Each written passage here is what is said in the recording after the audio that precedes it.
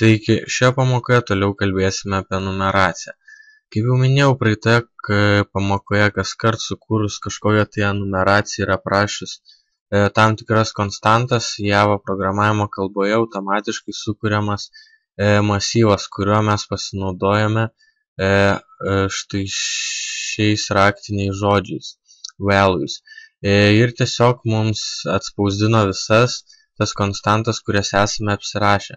Tačiau galbūt bus tokių atvejų ir net neabejoju, kad bus, jeigu kas nors vėliau ateityje užsiiminėsite programavimu, kad galbūt norėsite pradėti spausdinimą nuo antro nario, arba nuo penkto, arba nuo ketvirto. Na, kad visą tai vizualiai galėčiau pademonstruoti, mums reikės sukurti dar keletą konstantų, kadangi su trijom čia nelabai kas išeina padaryti. Taigi galbūt dar vieną pavadinkime lauko karys, tebūnie būna jo tipas žmogus, gyvybių tarkim turi 120 ir jo lygis tarkim 28. Apsirašome dar vieną konstantą, žaidimo objektą šiuo atveju. Tai gali būti vėl kažkoks tai gyvūnas, tarkim liūtas, jo tipas, aišku, gyvūnas, turi gyvybių kokius 2000 ir tarkim jo lygis tebūnie būna 38 koks nors. Na čia gal biškį nėra logikos, bet man svarbiausia, kad suprastumėt visą esmę. Na ir galbūt dar vieną kokį nors susikūrėme žaidimo objektą. Tarkim, koks nors driežas. Taip pat gyvūnas.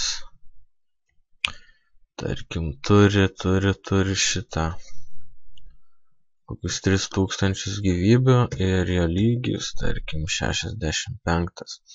Na, manau, 6 konstantų užteks, kad galėčiau dabar vizualiai pademonstruoti tai, ką minėjau pamokos pradžioje. Ir kaip dar galbūt pasikartosiu kartą, tačiau praeitoje pamokoje mes atspausdinome visas konstantas, kurios buvo čia. Na, mes jas galėjome nebūtinai atspausdinti, galėjome su jomis kažkokius veiksmus atlikti, tačiau nieko elementaraus nesugalvojau.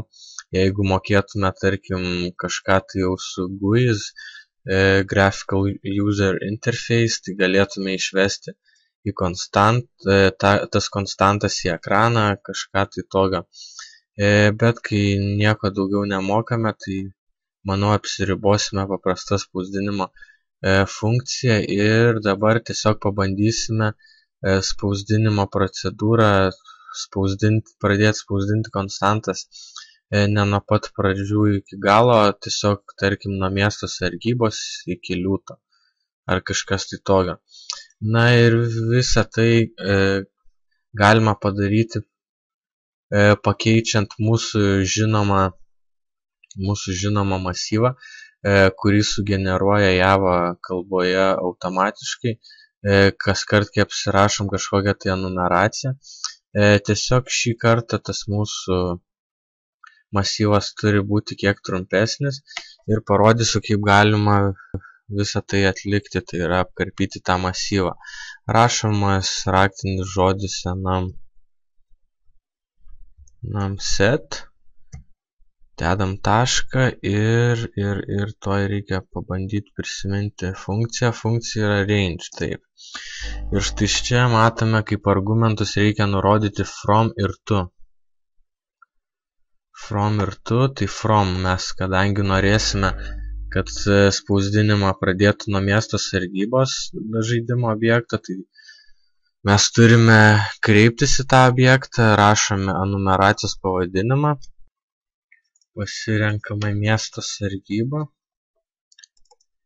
ir, kaip jau minėjau, norėsime, kad sudarytų masyvą iš šių 3 konstantų žaidimo objektų miesto karys, lauko karys ir liūtas. Taigi from nurodėme miesto sargybą, kad pradėtų nuo miesto sargybą, o baigtų liūtas. Taigi rašome vėlgi savo enumeracijos pavadinimą, tinė ir arba pasirenkame, arba rankiniu būdu įrašome liūtas.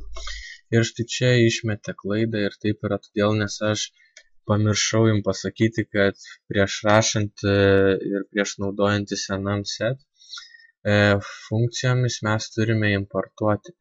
Ir jeigu jums meta klaidą, tai gali būti, kad jie meta dėl to ir kitą kartą prieš naudodami nepamirškite įrašyti import java util enum set. Ir tuo atveju reikia nutrinti štai šitą dalyką ir va, kai matote, dingo visas klaidas. Taigi, gal visų pirma paleidžiame programą ir štai matome, atspausdino mūsų konstantas lygiai taip, kaip ir žadėjau, nuo miesto sargyba iki liūtas. Ir atspausdino, manau, be klaidų. Na ir ką mes čia padarėme? Mes čia tiesiog pasinaudodami enum set funkciją range, mes susikūrėme norimo ilgio tiesiog masyvą iš tų konstantų, kurias turime savo enumeracijoje.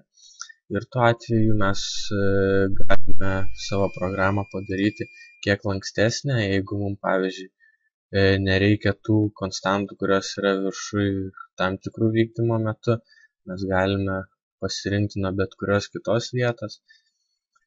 Ir manau, kad tikrai derėtų šitą įsiminti, kadangi pats dažnai naudoju enum set štai šitą range funkciją. Naudoju aišku ir daug kitų funkcijų, tačiau tikrai visa ta numeracija praverčia, kada kuri kažkokios tai programos nedidelę duomenų bazę. Na tai tiek šioje pamoka, jeigu kyla klausimų, klauskite, rašykite ir iki susitikimo kitose pamokose.